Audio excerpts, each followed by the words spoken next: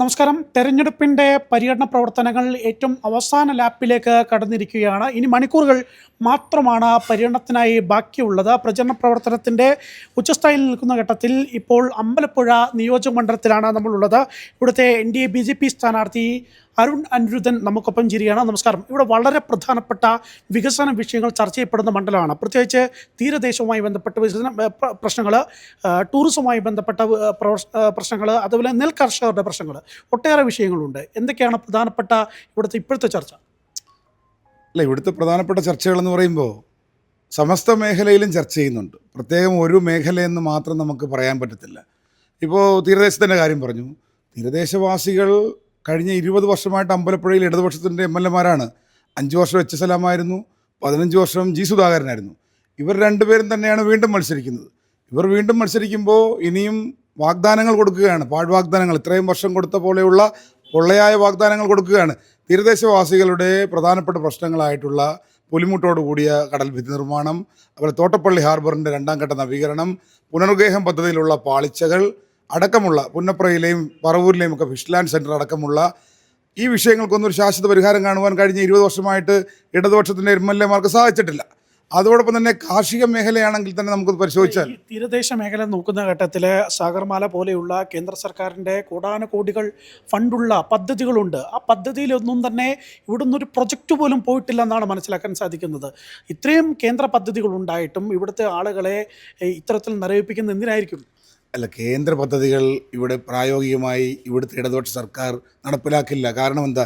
രാഷ്ട്രീയപരമായിട്ട് കേന്ദ്ര പദ്ധതികൾ കേരളത്തിൽ നടപ്പിലായാൽ അത് BJP സർക്കാരിനും നരേന്ദ്രമോദിക്കും ഗുണമാകുമെന്നുള്ളത് കൊണ്ട് തന്നെ ആ പദ്ധതികൾ സാധാരണക്കാരന് കിട്ടേണ്ട ആനുകൂല്യങ്ങൾ കിട്ടാതിരിക്കുന്ന സാഹചര്യം കേരളത്തിലുണ്ട്. ഞാൻ ആ പദ്ധതിയുടെ കൂട്ടത്തിൽ ഒരു കാര്യം കൂടെ പറയുകയാണ്. എല്ലാ മേഖലയിലുമുള്ള എല്ലാ ആളുകളുടെയും മക്കൾ, നാളത്തെ നമ്മുടെ ഭാവിയുടെ വാഗ്ദാനങ്ങളായിട്ടുള്ള കുഞ്ഞു കുട്ടികളുടെ പഠന നിലവാരം മെച്ചപ്പെടുത്തുവാനുള്ള PM ശ്രീ പദ്ധതി പോലും, ഞാൻ തീരദേശം മാത്രമല്ല പറഞ്ഞത്, നാളെയുടെ വാഗ്ദാനങ്ങളാണ് കുട്ടികൾ. ആ കുട്ടികൾക്ക് ഭാവിയിൽ അവർ നമ്മുടെ രാജ്യത്തിന് പുരോഗതി ഉണ്ടാക്കേണ്ട കുട്ടികളുടെ PM ശ്രീ പദ്ധതി പോലും എന്തുകൊണ്ടാണ് കേരളത്തിൽ നടപ്പിലാക്കാത്തത്? ഞാനതാണ് പറഞ്ഞത്. രാഷ്ട്രീയ പ്രേരിതമായിട്ട് ഇടതുപക്ഷവും ഇടതുപക്ഷത്തിൻ്റെ B ടീമായ കോൺഗ്രസും BJP നടപ്പിലാക്കുന്ന പദ്ധതികൾ, കേന്ദ്ര സർക്കാരിൻ്റെ പദ്ധതികൾ ഇവിടെ നടപ്പിലാക്കുവാനും പ്രായോഗികമായിട്ട് ആളുകൾക്കിടയിലേക്കും ചെല്ലാതിരിക്കുവാനുമുള്ള ഒരു തന്ത്രം മെനഞ്ഞുകൊണ്ടിരിക്കുകയാണ്. ആ തന്ത്രം പൊളിയണമെങ്കിൽ ഇവിടെ നരേന്ദ്രമോദിയുടെ മോഡൽ ഒരു ഡബിൾ എഞ്ചിൻ സർക്കാർ കേരളത്തിലും അമ്പലപ്പുഴയിലും വന്നെങ്കിൽ മാത്രമേ കേന്ദ്ര സർക്കാർ നടപ്പിലാക്കുന്ന എല്ലാ പദ്ധതികളും നമ്മുടെ നാട്ടിൻപുറങ്ങളിൽ എത്തുകയുള്ളൂ, എല്ലാ വീടുകളിലുമൊക്കെ എത്തുകയുള്ളൂ. അത്തരത്തിൽ മാത്രമേ അമ്പലപ്പുഴയ്ക്കും കേരളത്തിനും സമഗ്രമായൊരു വികസനവും മാറ്റവും ഉണ്ടാകുകയുള്ളൂ. ഈ ടൂറിസത്തിന് ഒട്ടേറെ എക്സ്പോഷർ കിട്ടേണ്ട ഒരു മണ്ഡലമാണ് ഈ അമ്പലപ്പുഴ എന്ന് പറയുന്നത്. ഈ കായലോര ടൂറിസം വലിയ രീതിയിൽ ശക്തി പ്രാപിക്കേണ്ട, ടൂറിസ്റ്റുകൾ ഒരുപാട് വരേണ്ട ഒരു പ്രൊജക്റ്റാണ്. പക്ഷേ ഇവിടുത്തെ പല ടൂറിസ്റ്റ് പ്ലേസുകളുടെയും അവസ്ഥ കണ്ടു കഴിഞ്ഞാൽ തലയിൽ കൈവെക്കാതെ പോകാൻ പറ്റില്ല. ടൂറിസ്റ്റ് പ്ലേസിനെ ഒന്നും വേണ്ട വിധത്തിൽ അമ്പലപ്പുഴയിൽ എന്നല്ല കേരളത്തിൽ പോലും ഉപയോഗപ്പെടുത്തുന്നില്ല. അമ്പലപ്പുഴയിൽ തന്നെ കായൽ ടൂറിസമുണ്ട്, കടലോര ടൂറിസമുണ്ട്. ആലപ്പുഴ ടൗണിൽ തന്നെ നമുക്കറിയാം അമ്പലപ്പുഴ നിയോജകമണ്ഡലത്തിലുള്ള കനാലുകളുടെ നവീകരണം എത്രയോ വർഷമായിട്ട് എത്ര കോടി രൂപയാണ് ചുമ്മാ പാഴാക്കുന്നത്. ആർക്കെങ്കിലും ഉപയോഗപ്രദമാക്കുവാനായിട്ട് ഇതുവരെ സാധിച്ചിട്ടുണ്ടോ? ടൂറിസം മേഖല മാത്രമല്ല, സമസ്ത മേഖലയിൽ. ഞാൻ കഴിഞ്ഞ ദിവസത്തെ ചാനലിൽ ഒരു ഇൻ്റർവ്യൂവിൽ ഞാൻ പറഞ്ഞതാണ്, ഇവിടുത്തെ യുവാക്കളോട് കാണിക്കുന്ന ക്രൂരത എത്ര വലുതാണ്. ഇവിടുത്തെ കുട്ടികൾക്ക് കളിക്കുവാൻ എവിടെയെങ്കിലും ഒരു കളിസ്ഥലമുണ്ടോ?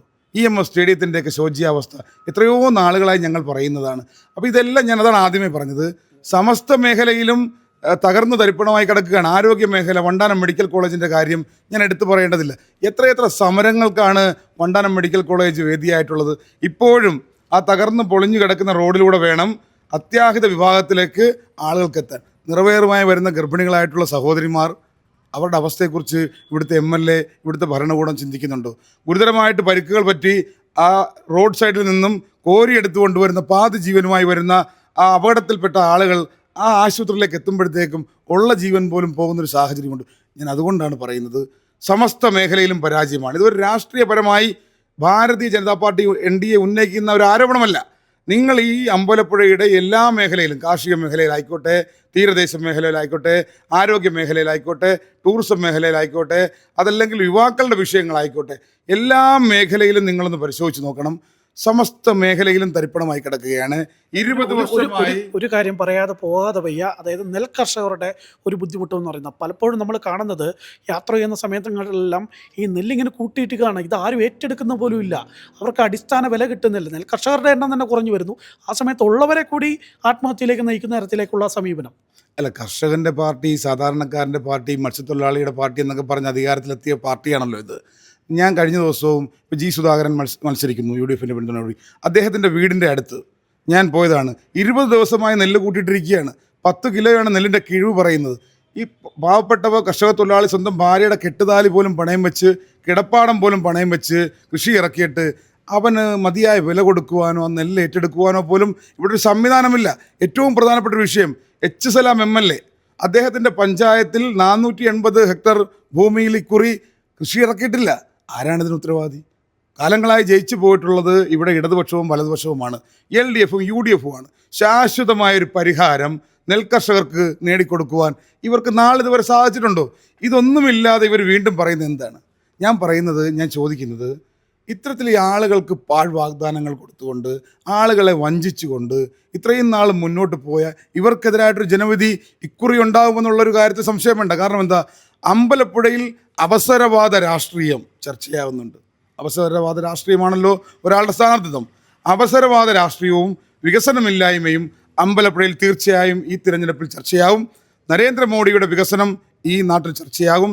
ഇന്നലെ തിരുവല്ലയിലെത്തിയ ആരാധ്യനായ പ്രധാനമന്ത്രി പറഞ്ഞതെന്താ? ഒരു 5 വർഷം അവസരം കേരളത്തിൽ ഭാരതീയ ജനതാ പാർട്ടിക്ക് NDAക്ക് തരണം. ആ 5 വർഷം കൊണ്ട് 50 വർഷത്തെ വികസനം ഈ കേരളത്തിൽ ഉണ്ടാക്കും. ഇത് മോഡിയുടെ ഗ്യാരണ്ടി എന്നാണ് അദ്ദേഹം പറഞ്ഞത്. ഞങ്ങളും പറയുന്നത് അത് തന്നെയാണ്. മോഡി സർക്കാരിനെ പോലെ കേന്ദ്രം ഭരിക്കുന്ന ഒരു ഡബിൾ എഞ്ചിൻ സർക്കാർ അമ്പലപ്പുഴയിലും കേരളത്തിലും വന്നെങ്കിൽ മാത്രമേ സമസ്ത മേഖലയിലുമുള്ള ഈ പിന്തിരിപ്പ നയം മാറത്തുള്ളൂ. സമസ്ത മേഖലയിലും സമഗ്രമായിട്ടൊരു പുരോഗതി വരണമെങ്കിൽ മോഡിയുടെ മോഡൽ ഒരു ഡബിൾ എഞ്ചിൻ സർക്കാർ. ഞങ്ങൾ കഴിഞ്ഞ ദിവസം അമ്പലപ്പുഴയിലും വന്നിരുന്നു. ഞങ്ങളുടെ ഒപ്പീനിയൻ ടീം വന്നിരുന്നു. ഒപ്പീനിയൻ ടീം ഏകദേശം 100-ലധികം പേരുടെ സർവേ ഞങ്ങൾ എടുത്തു. ആ സമയത്ത് ഈ അമ്പലപ്പുഴയിലെ പല മേഖലയിൽ നിന്ന് വരുന്ന ഏറ്റവും പ്രധാനപ്പെട്ട വിഷയം കുടിവെള്ള പ്രശ്നമാണ്. അതായത് ജൽജീവൻ മിഷൻ പോലെയുള്ള കേന്ദ്ര പദ്ധതികൾ ഉള്ള ഘട്ടത്തിൽ അതിൽ നിന്ന് ഫണ്ടുകൾ ഇഷ്ടം പോലെ കിട്ടിക്കൊണ്ടിരിക്കുന്ന ഘട്ടത്തിലാണ് ഇത്തരത്തിലുള്ള കുടിവെള്ള പ്രശ്നം പറയുന്നത്.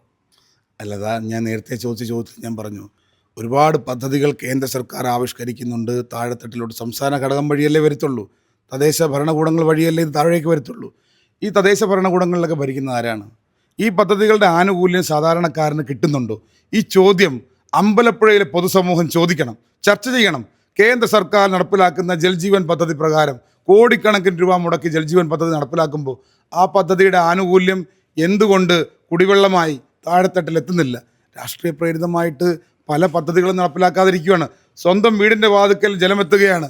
ആ ജലം എത്തുന്നത് കേന്ദ്ര സർക്കാരിൻ്റെ പദ്ധതിയായ ജൽജീവൻ പദ്ധതിയിലൂടെയാണ് എന്ന് ഈ നാട്ടുകാർക്ക് ബോധ്യം വന്നാൽ ആ ആളുകൾ കേന്ദ്ര സർക്കാരിനോട് മാനസികമായിട്ട് അടുപ്പമുണ്ടാകും.